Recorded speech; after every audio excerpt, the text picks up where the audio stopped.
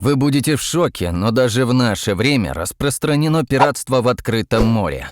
Я вам больше скажу, это очень опасные бандиты, от которых нужно защищаться.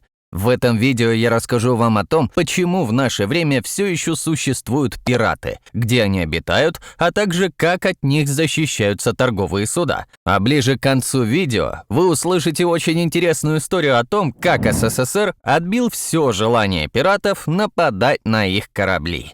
Приятного просмотра! А вы знали, что пираты существуют далеко не первую сотню и даже 1000 лет? Да-да, первые упоминания морских бандитов датируются годами еще до нашей эры. Вообще они появились примерно в те же времена, как и первые торговые суда. А что, мне кажется, все логично. Зачем грабить наземные конвои с товарами, где поблизости можно легко встретить охрану и военных, если можно нападать на корабли, на которых находится от силы 10 человек экипажа и такая же огромная куча товаров? Собственно, исходя из этой логики и появилось пиратство. Правда, современные пираты совсем не похожи на героев фильмов «Пираты Карибского моря». Они скорее выглядят как полноценная армия, которая вооружена огнестрельным оружием до зубов, и обитают они вблизи с самыми популярными торговыми путями, где постоянно проходят огромные грузовые корабли, груз которых можно оценить с бюджет какой-нибудь небольшой страны. У вас, наверное, возник вопрос, а как в 21 веке вообще могут существовать пираты? А я вам отвечу. Легко и просто. Дело в том, что современные морские бандиты – это выходцы из стран Африки. А как всем, наверное, известно, на этом континенте расположились не самые богатые страны. Там огромное количество проблем буквально во всех сферах, не говоря уже о преступности. О чем можно говорить, если найти питьевую воду в Африке иногда бывает трудно. Ну и плюсом сильно повлияло эхо войны в Сомали. Оружия много, а страна разрушена, даже еды толком нет. Вот жители и ищут любые способы заработать как можно больше денег. Как я уже озвучил, современные пираты очень сильно отличаются от древних предшественников. На огромные и быстрые грузовые корабли уже никто не нападает с копьями и луками. В наше время у бандитов вполне современные автоматы, гранатометы и даже ракетницы. Если в начале 2000-х все это вооружение было старым и ржавым, то спустя десятки лет все эти пираты больше похожи на частную армию. Да и в начале своего пути они выходили в море на старых дырявых лодках, которые очень редко догоняли современные корабли. Ну а сейчас воры пользуются самыми современными и быстрыми в мире военными лодками. Как они тогда нападают? Просто догоняют грузовой корабль, подплывают к нему с кормы и идут на абордаж. С огнестрельным оружием захватить корабль сможет даже небольшая группа бандитов. Так что чаще всего нападение происходит с использованием нескольких групп на паре-тройки лодок. И еще пираты могут использовать ракетницы или гранатометы. Чаще всего они используются, чтобы уничтожить какие-то объекты на палубе или чтобы вывести органы управления судном из строя. Ну а самый поражающий меня факт заключается в том, что пираты пользуются вполне современными ресурсами для отслеживания проходящих мимо кораблей. Помимо крутых радаров, которые помогают ориентироваться в открытом океане, они также используют специальное приложение, которое называется Marine Traffic. Это аналог всеми известного флайт-радара, который в реальном времени отслеживает все суда. На этом сайте показывается маршрут судна, компании, которые им владеют, и даже наличие охраны. Благодаря этой функции пиратам стало жить намного легче. Но вы только представьте, вы можете напасть не на случайное судно, которое идет мимо вас, а целенаправленно атаковать те корабли, на которых вам не смогут дать отпор. В общем, остается надеяться, что такую функцию скорее уберут. А то выходит, что современные люди сами себе палки в винты вставляют. Естественно, такой расклад никому не нравится. Терять миллиарды долларов из-за пары глупых аборигенов с автоматами никто не хочет. А такое, к сожалению, все же происходит. Да и работая обычным матросом, не хочется терять жизнь за то, что вы просто перевозите груз. Так как же быть всем работникам транспортной сферы? Я знаю ответ. Они просто нанимают себе вооруженную охрану. Вообще есть два вида такой охраны. Первый – государственная. Это когда вы заключаете договор с обычной армией. К вам на судно отправляют несколько вооруженных военных, которые в случае чего вас должны защитить. Правда, по отзывам, которые я нашел, это не самый лучший вариант. Дело в том, что цены на охрану торговых суден от государств очень даже высокие, а на защиту могут отправить вчерашнего рядового, который, дай бог, стрелял в мишень в тире на ярмарке в своем родном городе. Правда, и тут правительства некоторых государств вставляют палки в колеса торговым компаниям. Некоторые государства буквально обязывают суда пользоваться только их защитой и запрещают обращаться в сторонние компании. Кстати, о них. Есть и частные наемники, которые также вооружены до зубов и очень хорошо обучены. Цены на такие услуги ниже, чем если обратиться к государству, а защищают они примерно так же. Правда, к вам на борт они попадут не в порту. Все такие наемники находятся на специальных плавучих базах в нейтральных водах. Сделано это для того, чтобы не было никаких проблем с законом из-за владения оружием. Так что торговые судна просто приходят в специально обозначенное место. К ним подплывает лодка с вооруженными людьми и все. А высаживают их уже в конце маршрута, прямо точно так же в открытом море. И я понимаю, зачем это сделано. Представьте, вы перевозите тонны пшеницы, а у вас на борту люди с автоматами. Бюрократии вам не избежать, а может быть даже тюрьмы. Сегодня я в большей степени буду рассказывать про наемников, потому что в целом их работа не сильно отличается, если бы судно охраняли военные. Так вот, чем же они вооружены? На борт корабля поднимаются обученные люди с огнестрельным оружием. Это самые обычные автоматы и, конечно же, патроны к ним. То, сколько оружия будет у ваших охранников, как и самих наемников, зависит только от вашего бюджета. Для особо дорогих грузов часто нанимают команду из 15 или 20 человек, а в случае, если ваша компания решила сэкономить, на борту, дай бог, окажется 3-4 человека, и дай бог, у каждого из них будет автомат.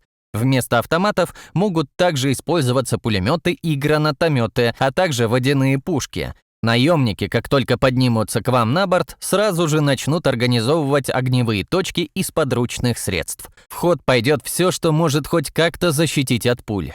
Также используется колючая проволока по периметру корабля. Работа у них нелегкая, ведь чтобы пройти опасный участок, потребуется несколько суток. И все это время ваша охрана будет начеку. Несколько человек на борту будет 24 часа нести вахту, ожидая нападения в любой момент. Зато им очень много платят. Но все-таки я не советую вам даже и думать о такой работе, ведь охранять судно не так-то уж и просто. Вам придется стоять под палящим солнцем сутками или в очень холодную и влажную погоду.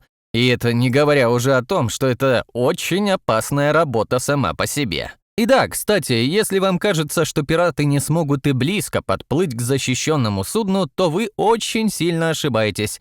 Я нашел статью, в которой у одного такого наемника взяли интервью, и он расписал все этапы действия в случае нападения. В общем, палить без разбору по пиратам вообще никто не собирается. Дело в том, что если наемник кого-то убьет, и при этом будут свидетели, которые могут обратиться в суд, то ему не избежать наказания. Поэтому охранники сначала просто предупреждают бандитов о том, что им не поздоровится. Часто пираты отступают, просто завидев на борту вооруженного человека. Если наличие оружия не испугало воров, то в ход идут предупредительные выстрелы в воздух. Это еще один способ избежать конфронтаций, и он, скажу я вам, очень даже действенный. Ведь большинство пиратов сразу разворачиваются. Ну а если и это не подействовало, то предупредительные выстрелы будут направлены уже в сторону нападающих прямо по воде. Но что все-таки делать, если вы натолкнулись на особенно настойчивых бандитов?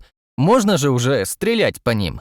И тут тоже вы ошибаетесь. Следующий этап действия – палить по лодке, чтобы вывести ее из строя. Правда, сделать это очень сложно, ведь двигаются они тоже очень быстро. Да и на абордаж пираты идут без раздумья, не переживая о том, что они могут упасть в воду и попасть под винт. Ну хорошо, а если же они уже подплыли к кораблю, можно по ним палить? Как бы вам сказать, и да, и нет. Наемники целятся в руки и ноги, чтобы ранить пирата и вывести его из строя. Ну и, конечно же, используются водяные пушки, которые легко выводят из строя кого угодно. И лишь в последнюю очередь, когда пираты уже на борту и они ведут бой, можно стрелять куда угодно. Тут речь уже идет о сохранении жизни, так что думать никто не будет. Правда, даже в таких случаях за убийство можно попасть в тюрьму. И чтобы обезопасить себя от наказания, наемники используют специальные экшн-камеры, которые записывают все их действия. В случае, если они попадут в суд, можно будет легко доказать свою невиновность.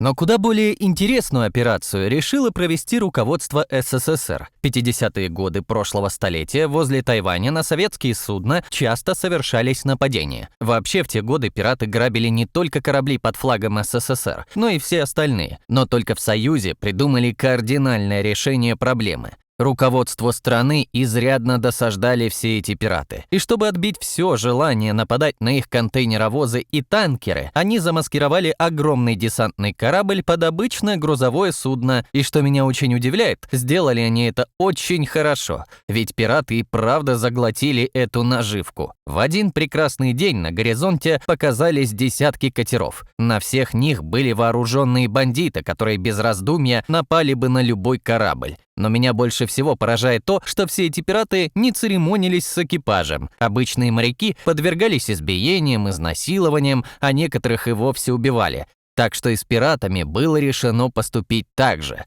Когда катера приблизились к судну, а бандиты пошли на абордаж, военные сбросили с корабля маскировку и открыли огонь по нежеланным гостям. При этом на корабле было несколько сотен вооруженных до зубов морских пехотинцев, которые к тому же были очень хорошо обучены. В общем, у пиратов не было вообще никакого шанса на победу в этом бою.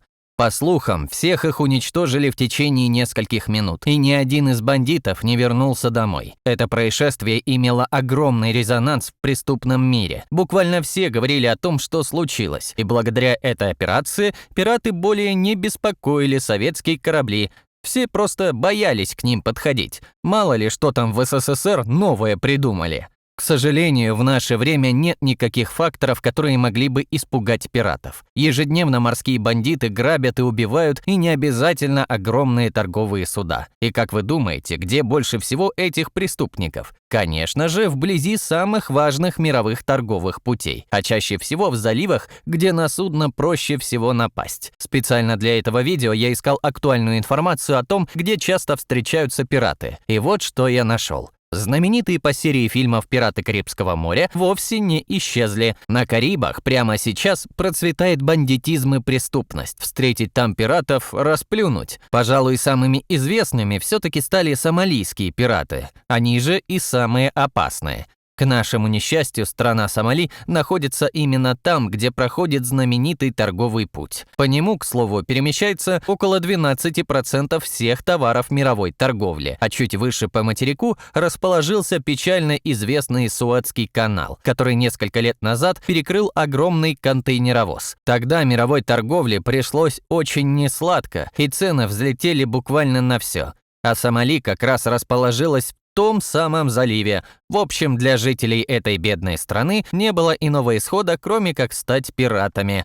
А случилось это после 2005 года, прямо после гражданской войны в стране. Тогда обычные рыбаки и жители потеряли свою работу, а кушать-то было нужно. Вот они и пошли на преступление, к тому же найдя где-то огромное количество оружия. И еще одно место обитания современных пиратов – Малакский пролив. Он находится между Малайзией и Суматрой. На это место приходится примерно 30% всех ежегодных нападений на суда.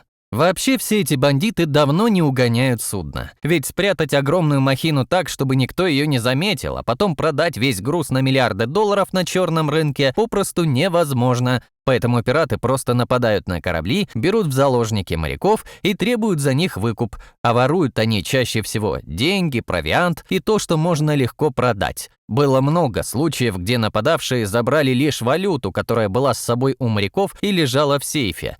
Так что миллиарды долларов ни одному из пиратов не светит, а вот сотни тысяч баксов вполне себе. В любом случае, даже 100 тысяч долларов для торговых компаний – очень крупная сумма. Не говоря уже о рисках, выплачивать страховку и компенсации близким родственникам моряков, которые могут пострадать от рук бандитов. Так что намного проще обезопасить всех при помощи обученных наемников. А фирм, которые предоставляют такие услуги, сотни по всему миру. Так что любой сможет найти себе охранника по кошельку. Ну и я надеюсь, что скоро все это пиратство закончится, и выходить в океан и море можно будет без страха смерти. В этом видео я рассказал вам о современных пиратах, как от них защищаются торговые суда и компании, а также каких мест в мировом океане лучше всего избегать. Спасибо за просмотр, подписывайтесь на канал, ставьте лайки этому видео и до встречи в следующих видеороликах. Пока!